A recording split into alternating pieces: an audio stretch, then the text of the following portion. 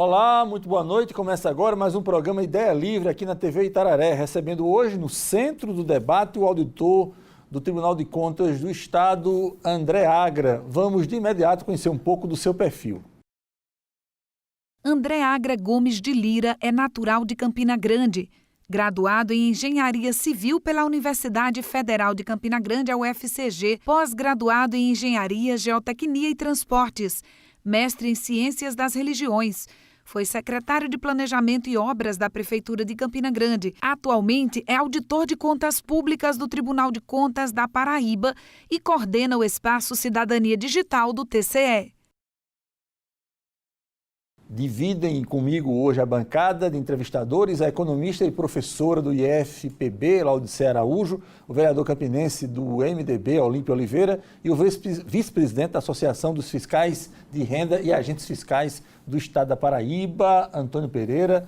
André, muito boa noite, prazer em tê-lo conosco aqui na TV Itararé.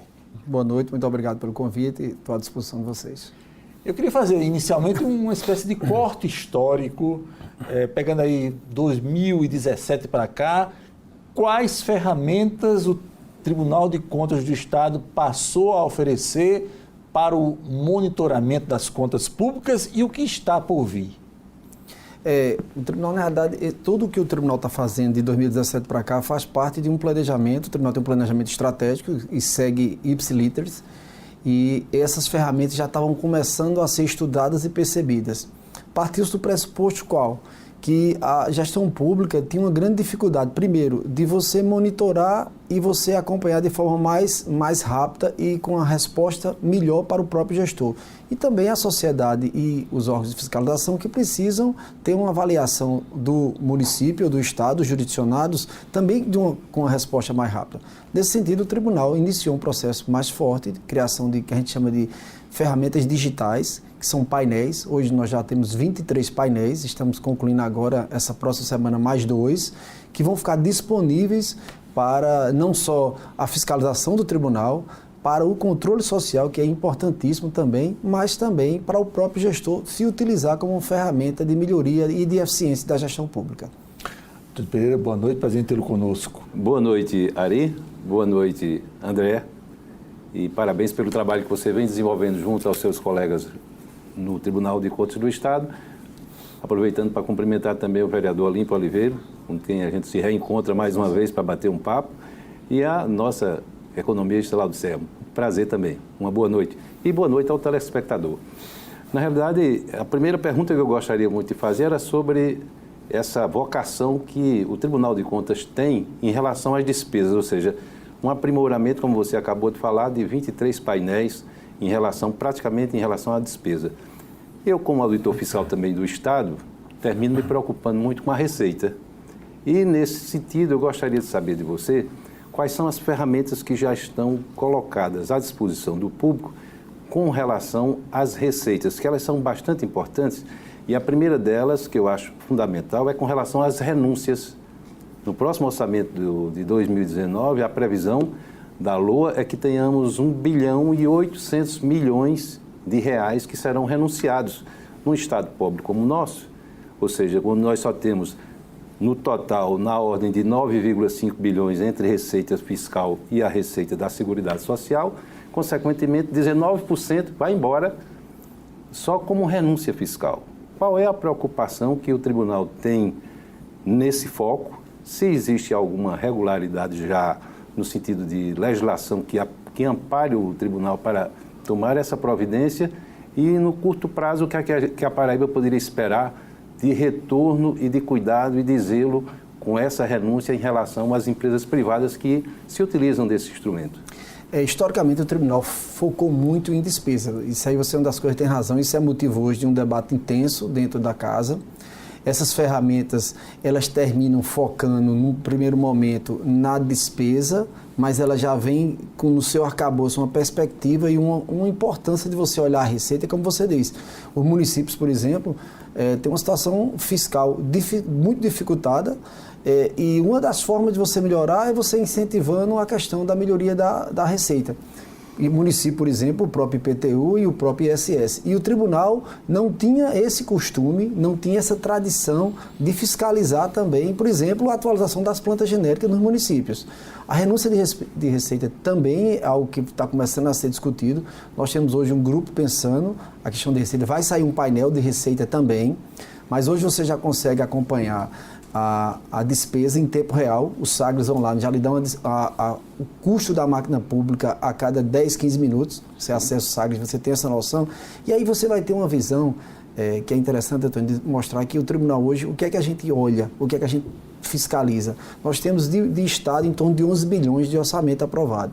E de município, aí você imagina os 223 municípios, mais 10 bilhões. Então a gente está falando em algo em torno de 21 bilhões. Se você levar em consideração que o PIB da Paraíba hoje está em 59 bilhões, a gente está falando aí, sem contar com os órgãos federais, a participação do Estado dentro do PIB paraibano de quase 36%. Então, a questão de você olhar com um olhar mais especial, mais rigoroso e, assim, também não só de fiscalizar, mas observar de forma mais profunda, ajudar a gestão, é uma preocupação que o tribunal vai tomar já a partir de 2019, de forma muito contundente também, a análise da Receita, quebrando essa fase histórica dele de olhar só a despesa. Fico feliz por isso, porque realmente a iniciativa é fundamental para que a gente possa. 19% é muito considerável em qualquer circunstância. Obrigado. Olímpio, muito boa noite, prazer em tê-lo conosco. Boa noite, Azimatea. Antes de tudo, agradeço a deferência do convite. É a primeira vez que estou aqui numa função totalmente nova para mim, né, que sou acostumado a ser entrevistado, né, saindo dessa função de entrevistado para ser entrevistador. Doutor André, eu tenho um carinho especial pelo senhor, um respeito, o senhor sabe muito bem disso. A minha preocupação, quando a gente fala, nós temos 23 painéis novos instalados no Tribunal de Contas. Eu sou municipalista. A minha preocupação é como o senhor que trabalha numa mercearia, ou um trabalhador braçal, ou uma lavadeira de roupa, como é que ela pode acessar, ou como é que ela pode, por exemplo, tomar conhecimento no seu município de alguma coisa nebulosa, de alguma coisa estranha, ela sem ter como manusear a internet, evidentemente sem falar de polícia, sem falar de Ministério Público, mas como é que ela pode chegar ao Tribunal de Contas com uma demanda, com uma denúncia a respeito daquilo que está acontecendo no município dela. Todo mundo conversa a boca miúda, que tem alguma coisa errada, né? Mas eu vejo muitas vezes assim, a distância é muito grande entre o Tribunal de Contas, né, e o jurisdicionado, que está lá na ponta, lá no município, na mais longínqua distância dos 223 municípios da Paraíba. Como essa pessoa pode lançar mão, né, nessas 23 ferramentas que o Tribunal de Contas apresenta?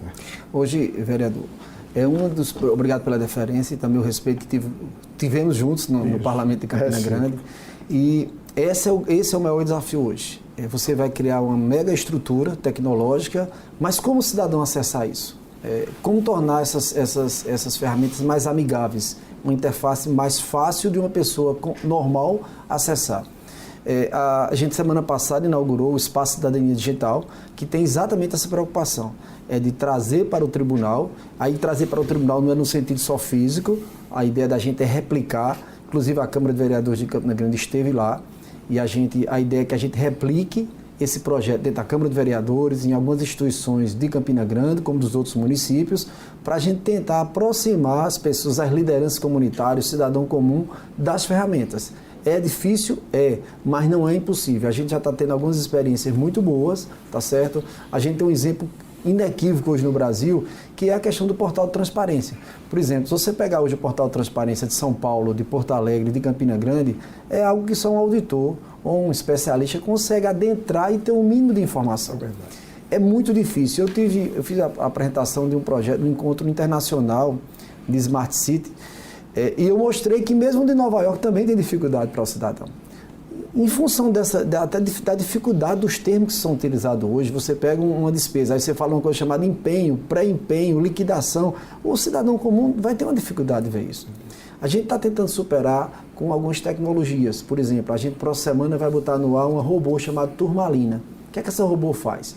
Ela, ao invés de que o senhor mesmo vá a um portal de transparência, fazer a análise, fazer o exame ou a fiscalização, o senhor pode dar o seu e-mail à robô e ela faz uma avaliação completa do portal e entrega um relatório no seu e-mail. Isso você pode, a partir daí, tanto cobrar do município, tanto como encaminhar para as instituições, como expor nas redes sociais.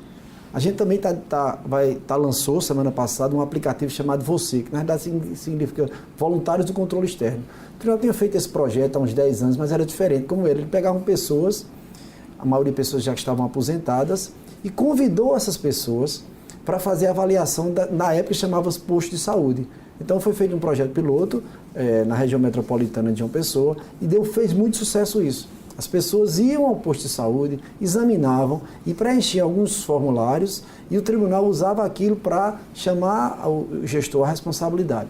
Agora a gente vem com uma ferramenta bem mais incrementada, exponencialmente falando, que é o Você. Você vai avaliar inicialmente a educação, saúde e segurança pública. Então você vai baixar o aplicativo no celular e você vai poder de forma muito fácil ou falar, ou escrever, ou até filmar.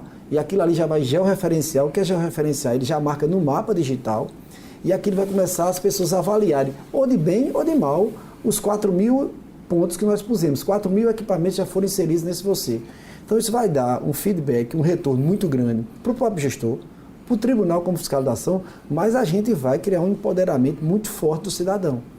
E vai tentar, é como se fosse assim, essas ferramentas, vereador, tem uma coisa interessante, elas talvez consigam, se a gente trabalhar muito isso, e esse é o nosso intuito, fazer com que realmente o cidadão seja um cogestor e um coautor, por exemplo, da lei. Foi aprovada agora, me falaram, a lei orçamentária do município, não é isso, com 1 bilhão.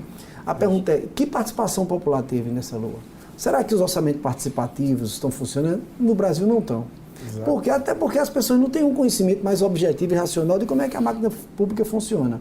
O desafio hoje do Tribunal de Contas, inclusive está virando referência nacional, é tentar aproximar esses números enigmáticos de uma forma amigável, mais fácil e que provoque uma grande onda de voluntários e de cidadania para os 223 municípios para Paraíba como um todo. Professor Laudicea, boa noite. Boa noite, Arimateia, Antônio Pereira, vereador Olímpio, o nosso entrevistado, André Agra. O tribunal ele tem se dedicado com muito afinco ao acompanhamento da despesa. E aí o meu questionamento é acerca da dívida pública, tanto do Estado quanto dos municípios. A gente tem, nos últimos tempos, ouvido muito falar da necessidade de diminuição do nível de endividamento, tanto de Estado quanto de municípios, para que eles possam ter uma folga e voltar a investir minimamente em setores essenciais como educação e saúde. Qual tem sido o acompanhamento do tribunal a respeito desse processo de endividamento, do cumprimento dos limites, das renegociações e do próprio caráter dessa dívida? O tribunal agora, na gestão atual do presidente André Carlos, ele trouxe um ganho nesse sentido. Qual foi? Por exemplo, o gestor de 2018, e o 2017 passou 2018, ele em agosto ele já recebeu alertas com relação a todas as contas dele, inclusive de crescimento de dívidas. Então você está começando a receber o alerta durante o exercício daquele ano e você tem até o final do ano para corrigir. Algumas coisas são estruturais. Hoje as ferramentas, por exemplo, a de despesa do tribunal, tem um acompanhamento de eficiência de despesa, você vê a evolução das dívidas já lá. Já está começando a ficar bem claro. O que está faltando, que é essa que a gente vai conclamar as pessoas acessarem, os parlamentos acessarem, os vereadores, a oposição, os jornalistas, para começar a expor isso. Porque o que acontece? Às vezes são números muito técnicos, aquilo que a gente estava falando há pouco. Quando a gente começar a tornar isso a público, porque a gente quando fala público não é só em site não, é em redes sociais.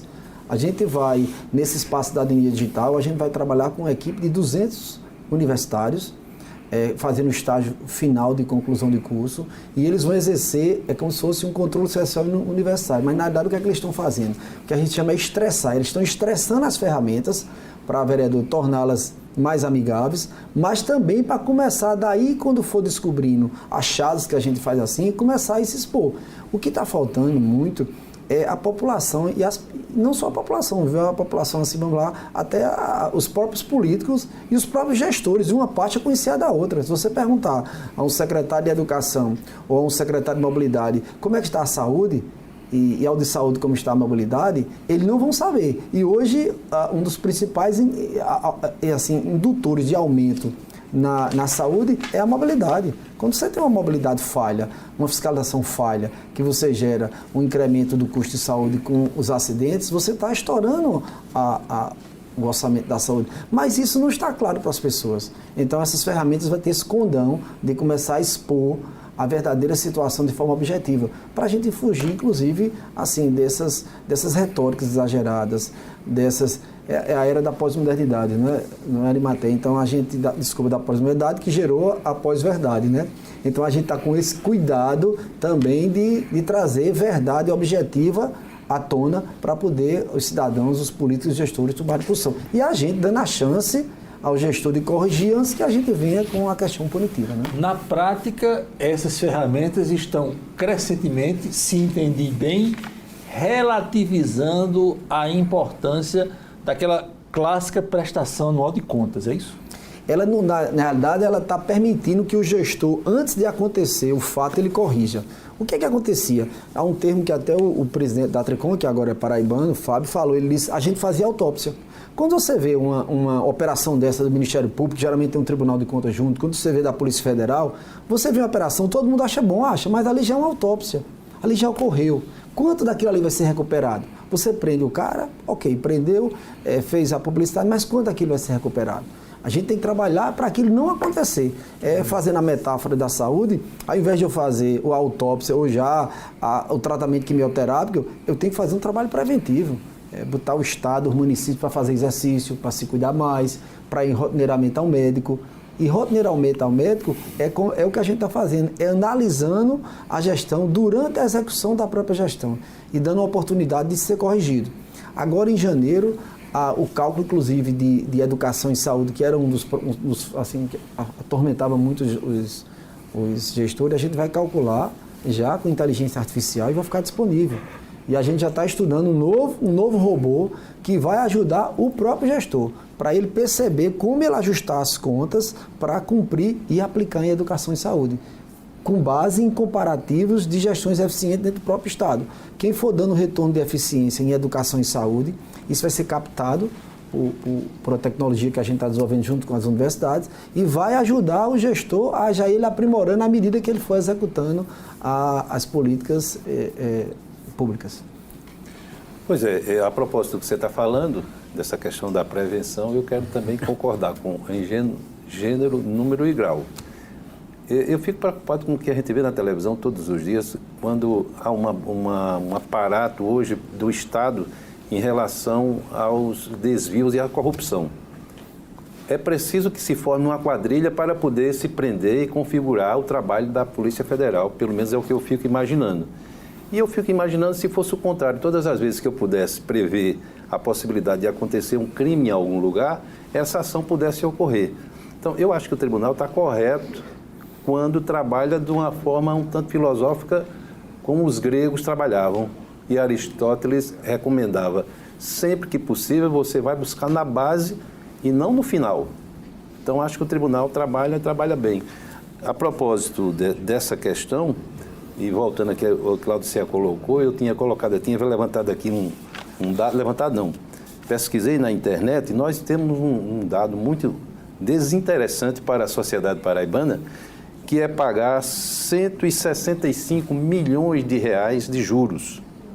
Parece que a gente tinha combinado, Claudicea, para fazer essa pergunta, mas era preciso, já que você fez a pergunta, citar esse fato. São 165 milhões mais 281 milhões de amortização da dívida, ou seja, 5% da nossa receita, praticamente, vai embora só com isso. Isso é um dado muito elevado para que o tribunal não fique de olho mais no aprofundamento dessas questões, porque não há como, além daquilo que você colocava no início, dizendo que não há uma arrecadação qualificada, não tem os instrumentos dos recursos humanos nas administrações para trazer mais receita, e ainda por cima, na hora da despesa, ela vai se esvair nesse processo, evidentemente que não é só pelo ralo da corrupção que vai o dinheiro público, vai também através de aparentes instrumentos legais, mas com taxas elevadíssimas de juros, que eu acho que o momento é oportuno para se verificar, posto que vocês, evidentemente, do tribunal não vão dizer qual é a taxa bancária, evidentemente,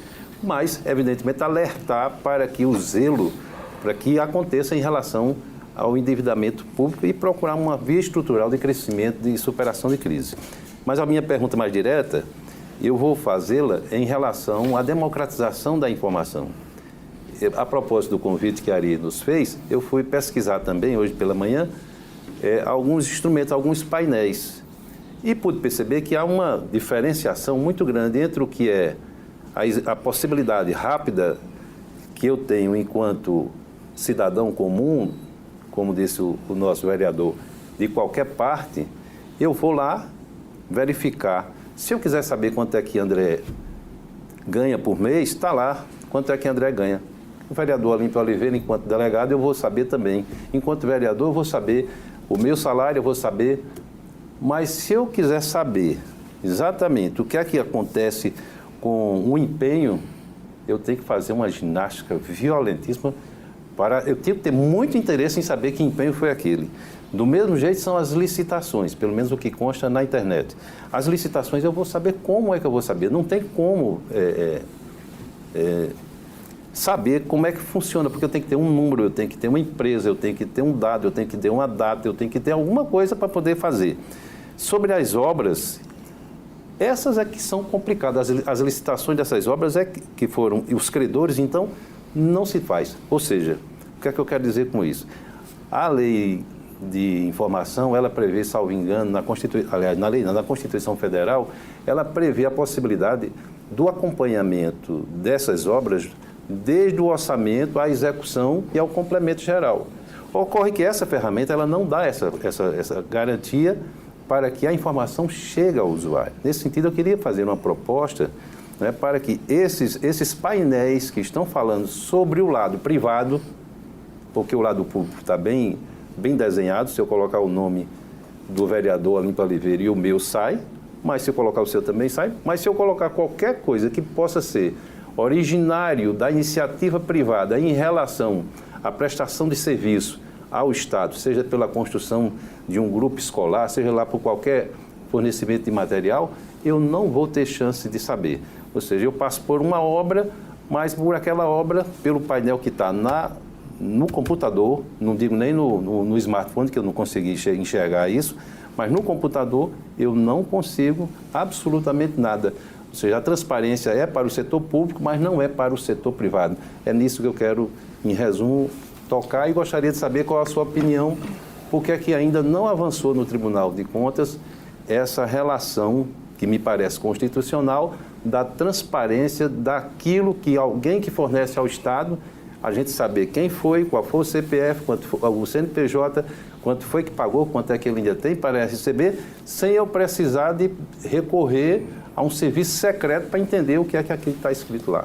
Primeiro, assim, voltando só ao seu primeiro comentário, eu tenho essa impressão, e já assim, com também? Mais de 20 anos de tribunal e a experiência que eu tive aqui em Campina Grande, isso, e o que eu passo, assim, diariamente eu estudo e acompanho casos de sucesso de gestão no Brasil e fracassos, e a impressão que eu tenho é que o problema maior, muita gente acha que o maior desvio do poder público é a corrupção.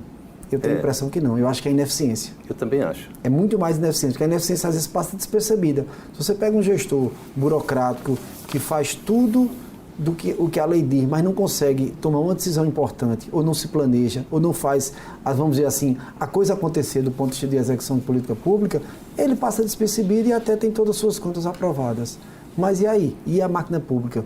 Como você diz assim, eu apliquei 25% de educação. Tá, mas você melhorou o IDEB? Você melhorou a proficiência em português e matemática? Você melhorou você entregou ao nível médio o aluno com a condição de estímulo de continuar no nível médio, que é no nível médio que a gente perde geralmente os adolescentes, e o vereador Olímpio é especialista nisso, para o crime. Por quê? Porque a gente chega com as crianças e está no nível médio sem ter uma melhoria da educação. Por quê? Porque a gente precisa de gestores públicos, também empreendedores. A gente tem esse costume de usar empreendedorismo para iniciativa privada. Não, a gestão pública tem que ser empreendedora. Nesse aspecto que você está dizendo, a gente está observando, o caso que você citou aí, se eu estiver enganado, é o Portal Transparência do Estado. Isso. O Portal Transparência do Estado tem uma característica interessante. Ele tem a informação, mas é difícil de achar. Na próxima semana, você vai ver a Turmalina apontar isso. Porque a Turmalina, que é a robô, ela encontra, mas quando ela demora a encontrar, ela entende que a informação não tem. Por quê? Porque é a mesma dificuldade que o ser humano vai ter. Então, é como você diz, às vezes quando você vai no empenho, quer pegar pelo CNPJ para ver quanto a empresa recebeu, você não consegue facilitar. Tem que ser um auditor, ou um contador, ou um especialista, ou uma pessoa que já tem um certo costume com isso. Ou ter, no mínimo, as informações básicas para poder acessar um outro portal para poder pegar o dado. Exatamente. Por exemplo, empresa X, aí eu vou ter que ir lá no CNPJ, pegar o contrato da CGE, na Receita Federal, para pegar aquele lá, ver se está validando, que é para poder tentar. E eu saber que, de fato, ela já anteriormente já tinha feito o contrato, né? Hoje você já consegue, por exemplo, dar um exemplo para você de acesso à informação do privado. Em medicamentos, por exemplo, como a gente fez o convênio com a Receita, com vocês, com o Estado, a gente tem acesso automático a todas as notas fiscais emitidas de medicamento. Então, se você abriu de Campina Grande hoje, você sabe qual é a empresa que está mais recebendo aqui, qual o CNPJ dessa. Quando a gente diz que é a empresa que está mais recebendo, a que está com mais contrato, ela naturalmente entra no mapa de risco do tribunal. O que é que chama de mapa de risco? Ela vai ser auditada, vai ser observada aqueles contratos. Por quê? Porque a gente está tendo acesso à nota fiscal direta do poder público, do privado para o poder público. Em obras especificamente, o painel de obras já começa a trazer isso. Você já traz a medição, a empresa, e a gente está com um projeto chamado Obras 4D, que você vai ter, inclusive ter acesso à sede da empresa. Você vai conseguir ver se a empresa tem acesso e ver a obra em execução. Você vai ver as medições, o memorial fotográfico, a empresa que está executando e onde é que ela está localizada. Então, assim, a ideia é que a gente vai evoluindo para dar esse gancho. E é importante, só voltando um pouquinho à Receita, a gente está hoje em um nível aí de investimento, já em municípios grandes, menos de 5%, 4%, 5%. Quando você distribui toda a despesa, todas as receitas, não está ficando dinheiro para investimento. Se você não tiver esse cuidado que você diz em negociações de dívida, de você economizar, de investir mais na eficiência pública, vai chegar um ponto que já está chegando que os municípios vão ficar inadministráveis. E não adianta você, qual é a saída? Se você toda vez que houver um aperto fiscal, você aumentar a carga tributária, o que é que você está fazendo com isso? Você está matando o dinamismo da economia que vai retroalimentar o sistema. Exato. Então, ao invés de você entrar num círculo virtuoso, você entra num círculo vicioso. Então, assim, essa é uma preocupação muito forte e, assim, você não tenha dúvida que esse é um dos focos da gente. Fazer a democracia e a inclusão, deixar aquilo mais amigável, mas também, volto a dizer, é uma oportunidade única para o gestor usar tudo isso ao seu favor. Porque se ele não utilizar, também vai ficar exposto que ele não utilizou. Essa é uma das grandes pretensões de missões hoje do Tribunal de Contas do Estado da Paraíba. Uma ferramenta tecnológica me acionou para pedir um intervalo. Daqui a pouco a gente continua com Ideia Livre, conversando com o auditor do Tribunal de Contas do Estado, André Agra. Até já. Estamos de volta com o Ideia Livre, entrevistando hoje o auditor do Tribunal de Contas do Estado, André Agra. Eu retomo nesse bloco com a pergunta do vereador Olímpio Oliveira. Pois bem, quando a gente vê falar da esperança do doutor André, de que nós tenhamos gestores empreendedores, e a gente olha a realidade dos nossos gestores, saindo de Campina Grande, de João Pessoa e das maiores cidades, evidentemente, geralmente quem cai na graça do povo e se elege é seu Antônio do Gás, seu Manuel da Cerca. Ele é especialista em fazer cerca. Aquele outro é especialista em vender gás. E a legislação brasileira permite, é eleito para ser o gestor da cidade. Eu creio que deveria haver uma capacitação muito forte para que esses gestores eles pudessem minimamente dominar, né, a legislação e os princípios administrativos. Isso é apenas um comentário para que a gente possa fazer uma reflexão de como nós estamos elegendo os nossos gestores. Pela simpatia, pelo carisma, mas tem tanta gente competente que poderia fazer uma gestão empreendedora e correta e não tem a oportunidade.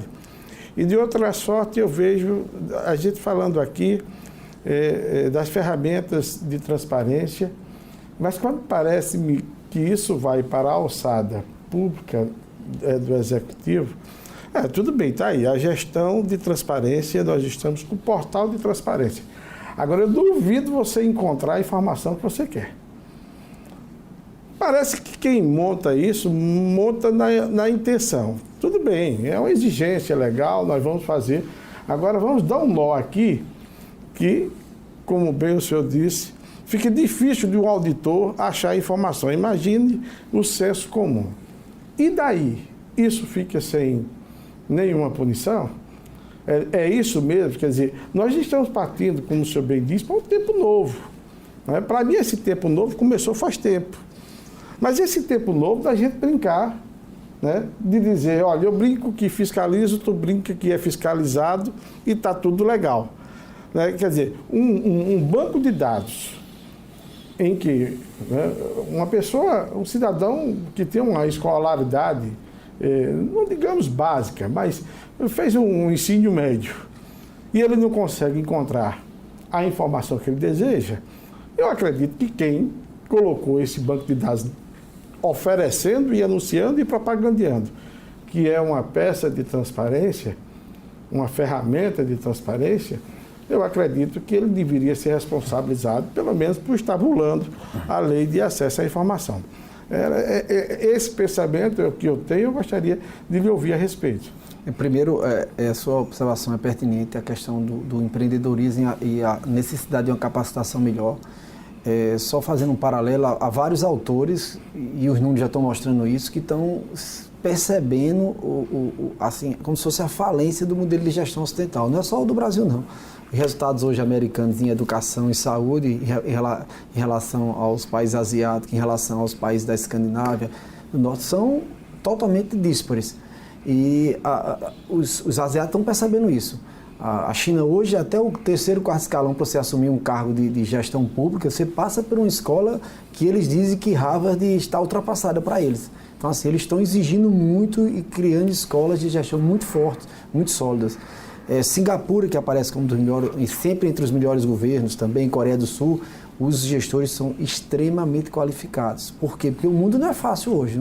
Você não pode estar brincando de ser gestor público, como você e o senhor bem enfatizou. E eu concordo ipsilitris. Assim, precisa ter mais seriedade. A máquina pública é uma empresa. Se você pegar, por exemplo, a gente está em Campina Grande, se é um orçamento de 1 bilhão, que tem 13 ou 14 mil funcionários, é uma empresa de um faturamento de 1 bilhão com 14 mil funcionários. É uma empresa que precisa de gestão profissional. E se você vai para uma cidade do interior, que aí as dificuldades são grandes, E também tem assim, eu sempre gosto de ver a questão da esperança e do otimismo. Eu fui fazer, representando o tribunal há um mês atrás, duas coisas que me chamam a atenção. Fui fazer uma palestra na UFCG em Pombal. E na ida eu parei na usina eólica de Santa Luzia. Quer dizer, a coisa acontecendo. Na volta, eu parei na usina fotovoltaica de Malta. São 240 mil placas instaladas produzindo energia no meio do semiárido. E as cidades organizadas, assim, de certa forma, bem organizadas. Então, assim, a coisa está acontecendo. E talvez a gestão pública, que precisa se aperfeiçoar mesmo, como o senhor bem enfatizou. Porque senão não vai acompanhar o nível. E aí termina... Por isso que surgem ideias futuristas. Substitui por inteligência artificial, substitui por robô. Então, assim, é preciso realmente uma qualificação maior, até para poder você se expor. Quando você disse que o portal Transparência é algo, assim, ininteligível, e é verdade, concordo, hoje é difícil encontrar um portal Transparência. Eu não conheço, inclusive, no mundo dos que eu já pesquisei. Você tem dificuldades gigantescas. Eu tive a oportunidade, vereador, agora em abril, de representar, inclusive, o Brasil e a cidade, num curso, evento em Taiwan. Nós passamos por toda a área do governo de Taiwan. E assim, eles estão se especializando em tudo, educação, que eles chamam de Smart Education, saúde, mobilidade, segurança e gestão pública e planejamento. Assim, eles tratam o planejamento muito a sério. muito a sério. E os gestores extremamente qualificados. Então, assim, essa pegada é fundamental. Primeiro, a gente tem que fazer o portal de transparência ser transparente de fato, porque hoje é mais para inglês ver. E se o senhor me permite, há outro grande problema. Quando existe uma mudança de governo, se corre o risco do governo que está saindo levar tudo. Quer dizer, olha, meu Deus, aquilo é uma coisa pública. Né? E, geralmente, o que você encontra de informação em portal de transparência é do governo atual. É como que o governo começou no início do governo atual. Eu queria só ser um pouquinho didático para o ouvinte, antes de passar para o professor Laudicea, porque ficou a sensação aqui nessa nossa conversa de que essas ferramentas digitais do Tribunal de Contas do Estado, elas funcionam em duas plataformas diferentes. Ela está num determinado ponto para os municípios e outro ponto para o governo estadual e a administração indireta. É isso? Não, elas com a dificuldade hoje. Primeiro, no caso dos portais de transparência que o vereador falou, cada município tem uma empresa que contrata um portal de transparência. Então, ele segue a legislação, a lei de informação, que a lei de informação diz que tem que estar lá, mas ela não deixa tão claro de como você verificar se aquilo tem um acesso tão fácil para as pessoas, a usualidade daquela ferramenta. Isso é uma questão diferente. O Estado e o município também têm estruturas diferentes. Então, por isso que a gente avalia, os critérios são os mesmos, agora são portais diferentes. O do Estado tem as informações, todo tem. Eu vejo uma certa dificuldade de encontrar informação lá, mas está lá a informação. Tem município que não tem, às vezes não tem problema com licitações. Outra coisa que essas ferramentas da gente estão percebendo agora, você vai ver a partir da próxima semana, é que você vai ver como a transparência se comportou. Ela não vai fazer uma análise só daquele dia e ficar o ranking, não. Ela vai fazer o histórico. E o que é que isso tem a ver com o histórico? Às vezes você vê, às vezes é uma questão do sistema que caiu, mas às vezes não. Às vezes você deixa a transparência cair e se você fizer outra busca, você verifica que às vezes tem uma licitação grande naqueles dias que a licitação Ou seja, o ranking pode mudar no mesmo dia. Pode mudar no mesmo dia e ele aponta os pontos, vamos dizer assim, de sombra. E aí a auditoria faz trabalho em cima desses pontos de sombra. Agora, com essa tecnologia, vai ser permitido isso. Agora, o grande desafio da gente agora é tornar isso democraticamente acessível às pessoas. Professora. Os conselheiros dos tribunais, eles não são concursados, né? Na maioria são indicações, parte do legislativo, parte do poder executivo. No ano 2017, nós tivemos aquele grande escândalo no Rio de Janeiro, em que 5 dos 7 conselheiros foram presos, suspeitos de ações vinculadas a encobrimento de desvio de recursos. Em 2016, a ONG Transparência Brasil ela fez uma pesquisa, né, e apontou que dos 233 conselheiros de tribunais de contas aqui no Brasil, 80% deles já tinham pertencido à gestão pública, então já tinham algum cargo eletivo. 31% tinham algum tipo de parentesco com agentes políticos. E mais grave ainda, 23% desse total tinham envolvimento com, ou já estavam em processo, atos de corrupção, ou tinham algum tipo de suspeita. Então, é super importante a gente também identificar esse cenário em que a corrupção ela não está localizada apenas no Poder Executivo, no Poder Legislativo, no Judiciário, mas ela passa também pelos próprios tribunais. Eu gostaria de ouvir do senhor qual é a sua opinião sobre a realização de concurso público para conselheiros, se isso poderia ser uma saída ou que outra estratégia poderia ser utilizada. A percepção aí, eu nunca trabalhei a nível nacional, trabalhei agora na gestão aqui e trabalhei no Tribunal de Contas. Mas, assim, de estudo, de análise, o que eu vejo é o seguinte: a corrupção existe em todos os ambientes, tá certo? O que é que traz esperança e o que é que traz de efetividade para a gente diminuir isso? É luz. Foi citado aqui os filósofos, já diziam isso, onde o sol chega, né? Onde o sol chega e a luz chega, as trevas se dissipam, né? Então, hoje o Tribunal de Contas da Paraíba, e aí uma coisa que seja interessante, você tem acesso a qualquer documento. A filosofia do presidente atual, que inclusive é concursado, concursado de procurador, passou como procurador e depois tem uma vaga para procurador. Então, o atual presidente é concursado. Ele tem uma regra que ele diz o seguinte: na dúvida se a informação pode ser disponibilizada ou não, disponibilize. Nesse aspecto, eu voltei ao Tribunal de Contas agora, faz 5 meses, e eu não encontrei nenhuma informação que esteja escondida. E tem uma coisa boa nesse aspecto. Aquela preocupação do passado das outras gestões, agora não vai ter mais daqui, porque a gente está... Hoje você, para fazer um pagamento, vamos chamar assim, que é empenhar, você tem que documentar no tribunal, de forma digital. E a gente está guardando agora todas as informações. Aquela perspectiva de você perder a informação da gestão não vai acontecer mais nas gestões subsequentes, porque agora a gente já tem uma massa muito grande de informação. O modelo, se tem que ser concurso, não sei, a gente tem que pensar. A princípio, como eu sou concursado, eu sempre defendo o concurso. Mas a gente tem exemplos também, por exemplo, nos Estados Unidos, as promotorias funcionam bem e tem eleições. Eu não sei se é bom você passar para passar o resto da vida numa instituição. Talvez também pudesse o cargo ser temporário. Há uma perspectiva também de ser temporário, você ser conselheiro por 10 anos. Precisa oxigenar mais. Então, assim, agora, o que é que a gente tem que fazer? É trazer transparência, como foi assim, pautado por todo mundo aqui. Quanto mais transparência, fico muito tranquilo. Meu exemplo, quantos relatórios já fiz no tribunal? Nunca nenhum conselheiro me pediu para mudar meu relatório. Os que me chamaram lá, que eu mostrei tecnicamente que eu estava correto, mantiveram. Então, assim, o tribunal tem um percentual hoje de mais de 90%, se eu não me engano, 93% de manutenção do relatório, tá certo? Da auditoria. E vejo que também a gente auditor, às vezes a gente extrapola um pouquinho, né? Às vezes o auditor, no afã de apontar uma irregularidade, ele aponta, e é normal, e é bom que isso aconteça, mas às vezes precisa também de um olhar mais amplo, que às vezes é como um prefeito. Aí vai que o prefeito aplicou 24% de educação, mas ele, aquilo que eu tinha dito, ele conseguiu melhorar o IDEB do sistema de saúde, do sistema de educação. Tecnicamente, tem que ser reprovada a conta.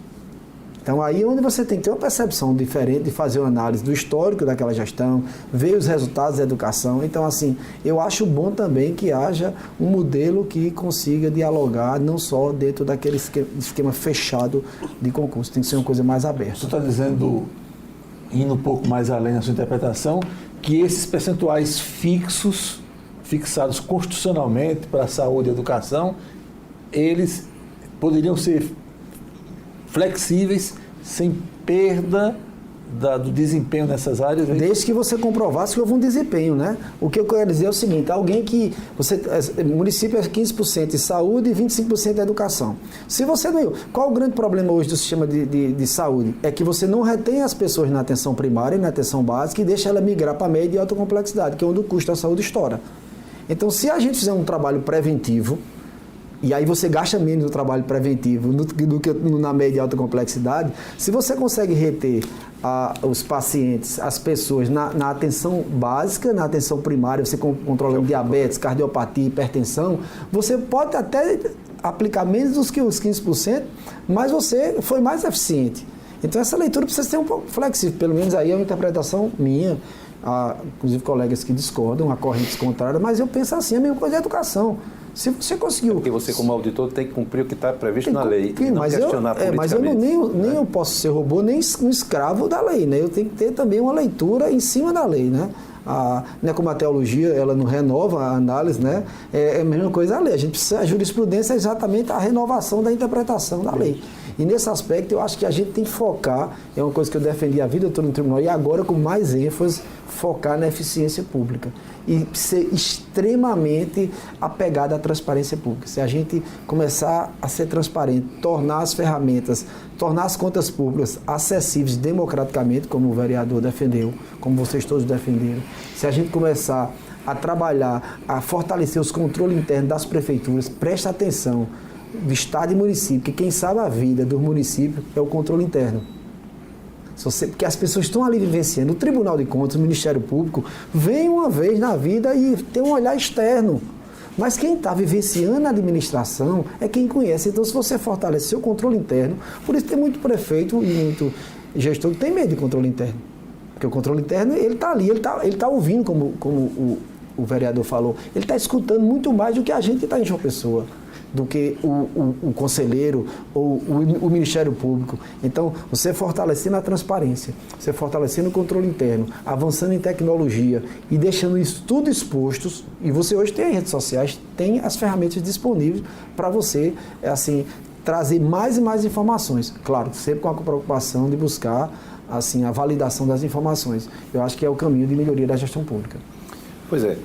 A propósito dessas questões de municípios, uma das coisas assim, que me tem preocupado bastante quando penso em Estado é exatamente o tamanho do ente municipal. A nossa Constituição, ela nos assegura que todos os municípios são iguais, ou seja, São Paulo é exatamente igual nas obrigações e nos direitos em relação a qualquer município com 5 mil habitantes em qualquer lugar do país.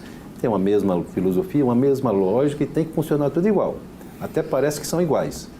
Ocorre que as obrigações que se faz para o município do porte de Campina Grande e para João Pessoa é o que se faz para o menor município do estado da Paraíba. Aí a minha pergunta central é essa: como é que vocês trabalham enquanto auditores, né, com essa realidade?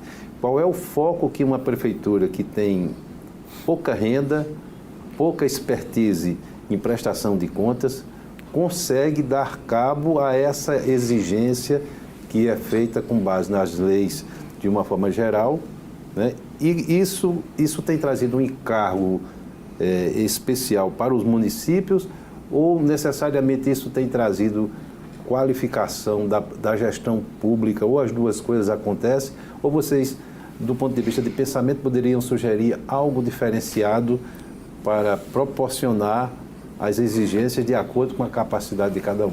Vou dar um exemplo prático. Recebemos lá no Espaço Cidadania Digital, esse mês passado, final do mês passado, já 2 municípios, Cabedelo e Juazeirinho. Hoje recebi ligação de mais 3 municípios. Todos querem ir ao tribunal, no espaço, para a gente. O que é que a gente vai fazer para eles?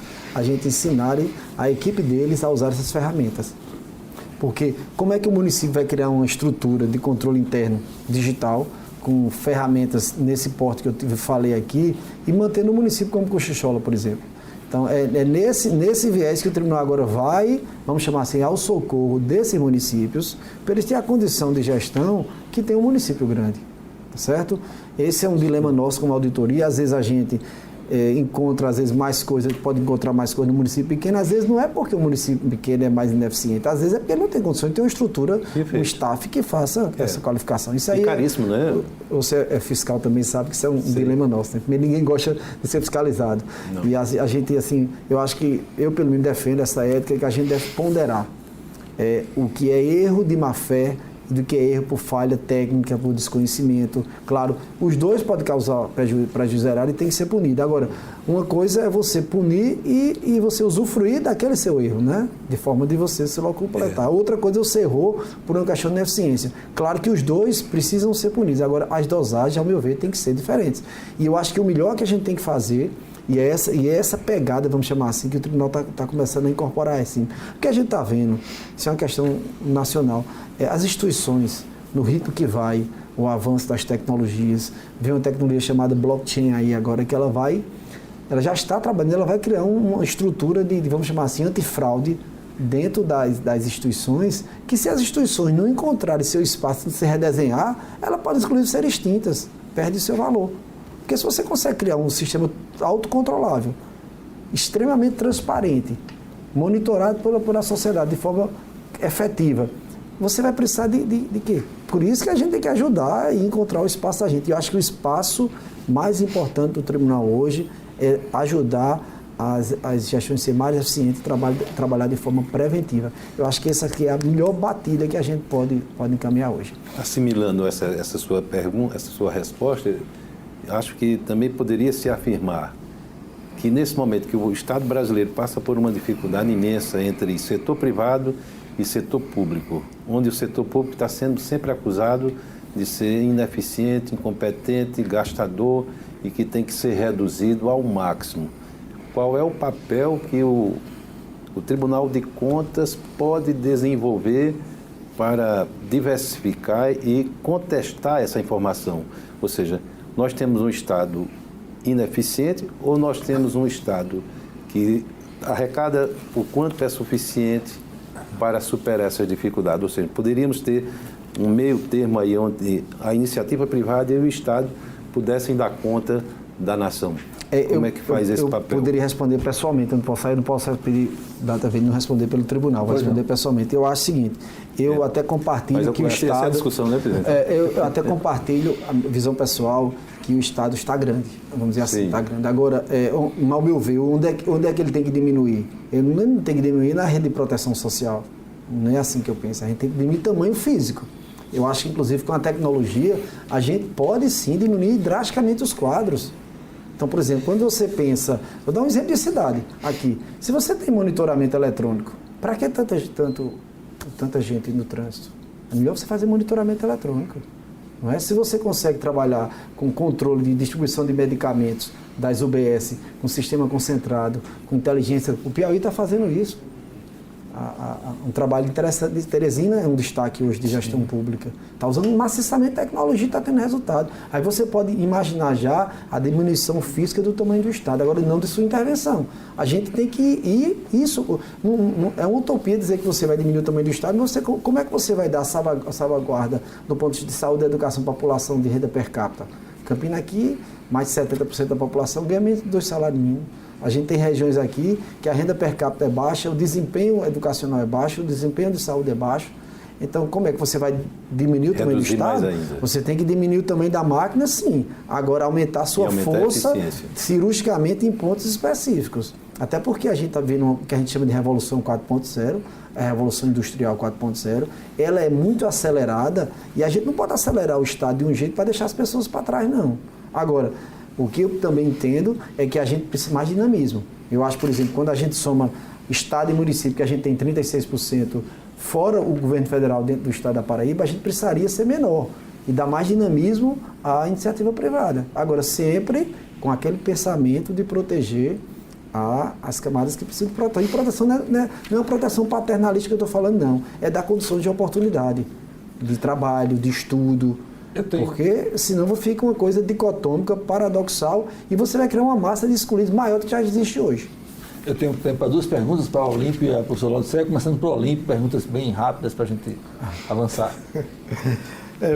Voltando a uma questão que a gente estava falando, em especial a questão da corrupção, e Antônio Pereira falando muito da visão que o Tribunal de Contas tem do gestor público, do servidor público, mas parece-me que, do ponto de vista da iniciativa privada, e isso foi discorrido aqui anteriormente, eu não estou querendo ser redundante, mas uma coisa que me preocupa especialmente, e eu gostaria de perguntar ao doutor André, como é que se dá essa fiscalização do Tribunal de Contas? Por exemplo, o Tribunal de Contas ele pode agir por impulso oficial, porque, digamos, o Semanário Municipal de Campina, de João Pessoa, Diário Oficial, se você for acompanhar aquilo, cada um desses informativos, que no município é um semanário, no estado é um diário oficial, você vai ver que tem empresas que têm uma competência muito grande em vencer licitação. E que mora em cidade pequena, você sabe que só quem faz obra da prefeitura são 2 ou 3 empresas no máximo. Né? E é bom que a gente observe, quando a gente vê essa corrupção que escandaliza o mundo todo, não é só a classe política. É impossível o político cometer a corrupção sozinho. Geralmente ele faz lado a lado com o empresário que detesta a política, né?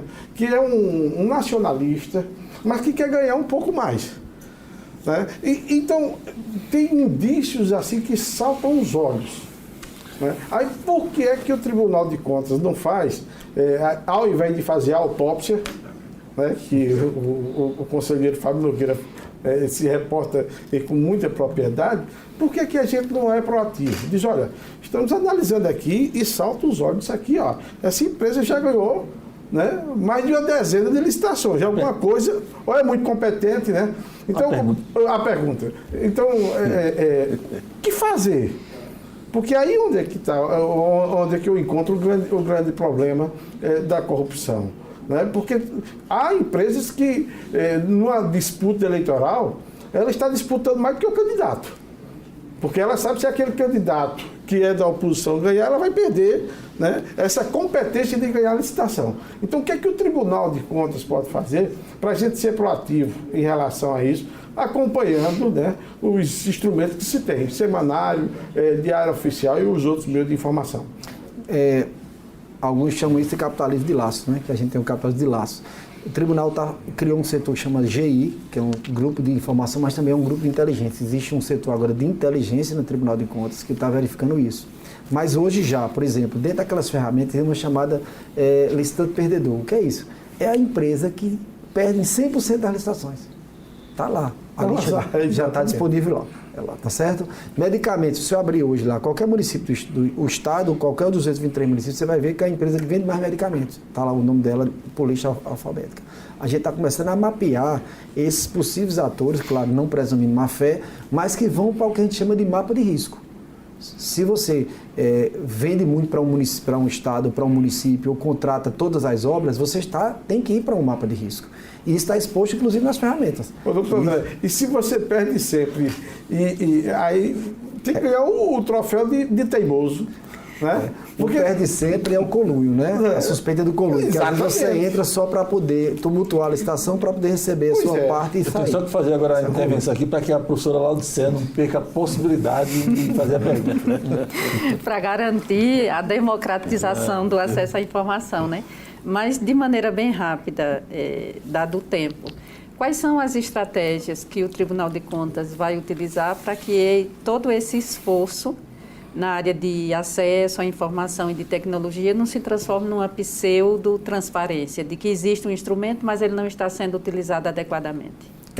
Assim, um dos meus desafios, né? Eu assumi a coordenação do Espaço Cidadania Digital com esse desafio, para fazer isso acontecer. Outra informação importante é que a gente está tentando com o Estado, acho que vai conseguir, a duras penas vai conseguir, o acesso não só às notas fiscais emitidas para o poder público, mas todas as notas fiscais do Estado. Não é quebra de sigilo fiscal sob nenhuma hipótese, mas a gente precisa saber o preço público que está sendo praticado. E a gente só consegue saber o preço público, o preço de cada região, se a gente tiver acesso às notas fiscais. As ferramentas, os aplicativos estão prontos já, todos preparados. Na hora que o Estado disponibilizar o acesso a todas as notas fiscais emitidas no Estado, aí a gente vai criar bancos de preços, que aí o vereador vai servir, inclusive, de referência para o bom gestor, que vai ter a referência de preço, a lista de preços naquela área dele, e vai ser bom também para a população verificar, por exemplo, está comprando por quanto o quilo de carne? Se na sua região é R$10, você está comprando por 20, né? Ou porque você está comprando por 2. A gente pegou casos de estações, o cara comprando um quilo de carne a R$1. É um caso suspeito. Então, assim, vocês tenham certeza que o tribunal vai entrar num processo agora e bastante acelerado, até porque a gente está sendo protagonista nacional e vai criar condição, sim, dos políticos, dos vereadores, da população e das instituições ter acesso a fiscalizar melhor a gestão pública municipal e estadual. Ok, eu quero agradecer hoje aos nossos debatedores, começando justamente pela professora e economista Laudicea Araújo. Obrigado pela participação. Também ao vereador do MDB, ao Olímpio Oliveira, e igualmente o agradecimento se estende ao vice-presidente da Associação dos Fiscais de Renda e Agentes Fiscais do Estado da Paraíba, Antônio Pereira, e renovar o agradecimento em ter aceito o convite da TV Tararé ao auditor André Agra. Muito obrigado. Agradecimento derradeiro ao telespectador e encontro marcado para a próxima semana, terça-feira, logo após o Jornal da Cultura. Até lá.